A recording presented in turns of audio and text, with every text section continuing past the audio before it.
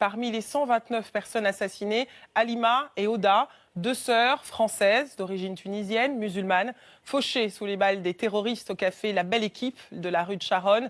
L'un de leurs frères, Khaled, était également dans le café ce soir-là. Il a survécu, il a accepté de témoigner, ainsi que toute sa famille. Le reportage de Frédéric Dupont, Franck Georgel et Jean-Baptiste Bruno.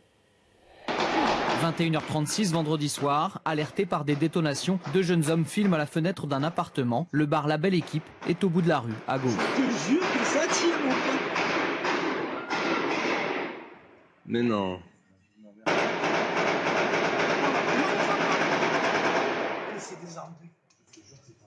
Je te promets que c'est une fusillade, mon frère. Une Seat noire vient de s'arrêter à la hauteur du bar. Un homme en est descendu et a ouvert le feu à la Kalachnikov sur la terrasse, bondée en ce vendredi soir. Le bilan est terrible, 19 morts, 24 blessés, dont 13 en urgence absolue.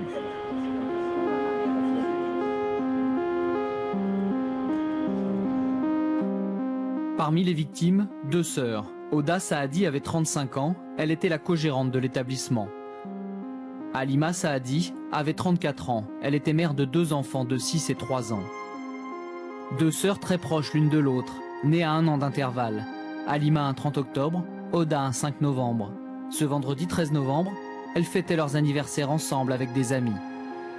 Les Saadi sont une fratrie de 8 frères et sœurs. Khaled, ici à gauche, travaille avec sa sœur Oda comme serveur au bar de La Belle Équipe. À droite, Abdallah vit et travaille en Tunisie. Il a pris le premier avion pour Paris le lendemain du drame. Khaled était à l'intérieur du restaurant quand les tirs ont éclaté. Il s'est couché par terre aux premières détonations. Et ensuite, je suis sorti du restaurant et je me suis mis face à tout le monde. Et ils étaient tous morts ou tous souffrants. Voilà. Mon premier geste, c'était chercher mes deux sœurs. Donc j'en ai trouvé une, la première, Halima, qui était décédée sur le coup. Et il restait ma deuxième sœur, Oda, que j'ai essayé de secourir. Donc je l'ai déplacée avec l'aide d'un ami à elle qui s'appelle Sam. Voilà, je l'ai déplacée un peu plus loin dans un autre restaurant.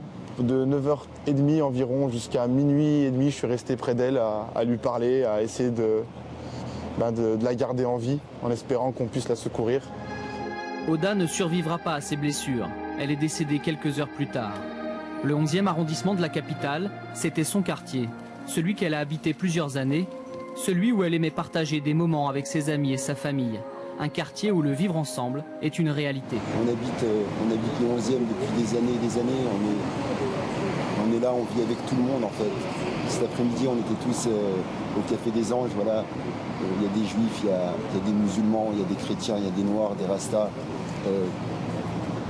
des avocats, des docteurs, des chômeurs, des personnes qui sont RSA. On s'entend tous bien ensemble en fait. Et ceux qui ont fait ça, il y a une évidence, si ces personnes se pensent religieuses, c'est une évidence qu'ils finiront en enfer. Le Creusot, en Saône-et-Loire. C'est ici que la famille Saadi s'est installée en 1970. Oda et Halima y ont vécu 20 ans. Hier, de nombreux amis et voisins sont venus partager la douleur des Saadi. L'appartement familial, situé au 2e étage, est trop petit pour accueillir tout le monde. Des secouristes de la Croix-Rouge sont également présents.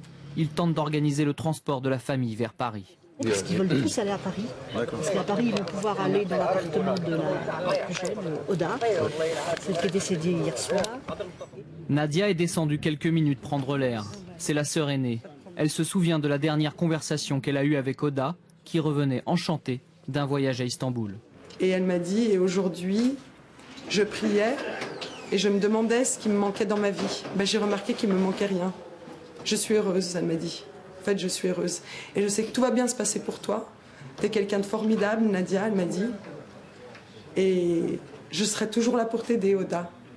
Moi, je te le dis, Oda, maintenant, c'est moi qui te parle. Et elle m'a parlé.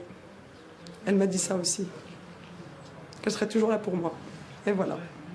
Béchir, lui, est l'aîné de la famille. Si l'heure est au recueillement, il souhaite nous parler un peu à l'écart. Car aujourd'hui, c'est un homme en colère. Il faut que je me batte pour les petits-enfants de ma sœur, pour la mémoire de mes deux sœurs qui ont disparu d'un coup, toutes les deux. était belle, généreuse, magnifique. Je pense à ma souffrance.